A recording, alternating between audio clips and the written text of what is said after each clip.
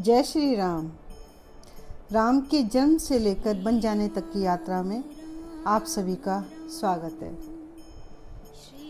तो आज हम बात करते हैं भगवान राम के जन्म की।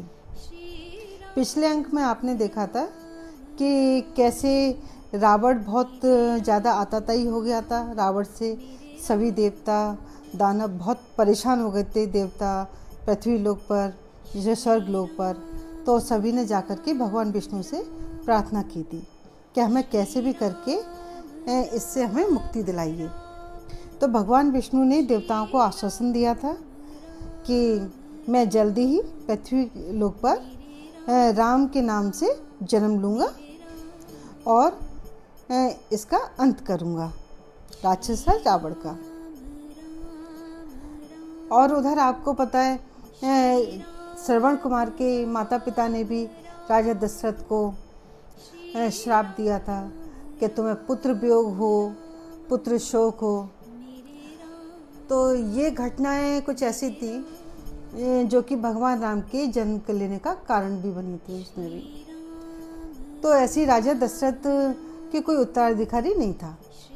तो राजा दशरथ बहुत परेशान थे कि मेरी इतनी उम्र हो गई है और मेरे कोई पुत्र ही नहीं है, तो कैसे मेरा वंश चलेगा, कैसे आगे कोई राज करेगा, कोई देखेगा।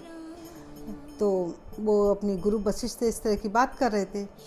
तो गुरु वशिष्ठ ने उनको राजा दशरथ को सलाह दी कि आप अश्वमेध यज्ञ करें और पुत्र प्राप्ति का उसमें योग होगा, तो देवताएं आप पे प्रसन्न होंगे और आपको पुत्र प्राप्ति होगी।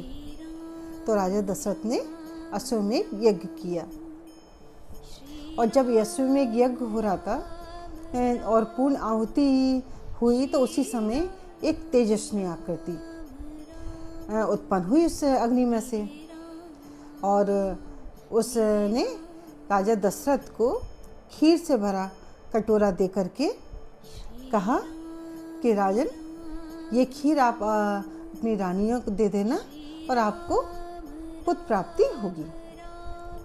तो राजा दशरथ ने वो खीर अपनी तीनों रानियों कौशल्या, केकई और सुमित्रा को दे दी। कुछ ही महीनों में रानियों ने सुंदर बच्चों को जन्म दिया।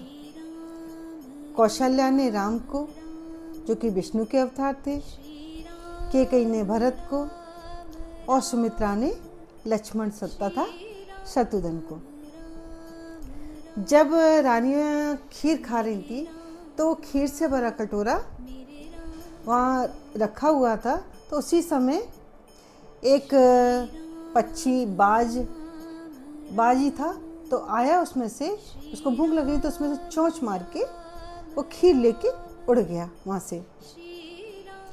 और वो जब वन में पहुँचा तो वहाँ पर माता अंजनी, जो कि हनुमान जी की माता के नाम से हैं, वो वहाँ जब हनुमान जी का जन्म नहीं हुआ था तब की बात है, तो वहाँ शिव भक्ति में वो लीन थी और भोग रखा हुआ था भगवान शिव को लगाने के लिए।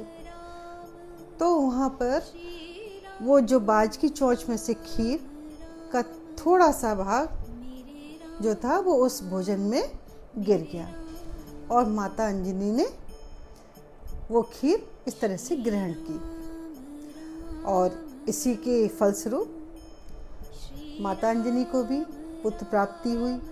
सभी जानते हैं हनुमान जी का जन्म हुआ। तो हनुमान जी के बारे में मैं बात करती हूँ आपसे अगले अंक में आगे। जय श्री राम। अगर आपको पसंद आई हो तो प्लीज़ लाइक एंड शेयर करें, साथ में कमेंट करना ना भूलें और सब्सक्राइब ज़रूर करें। तो आपसे फिर मिलती हूँ राम के जन्म से लेकर वन तक के सफ़र में आपके साथ रहती हूँ। जय श्री राम।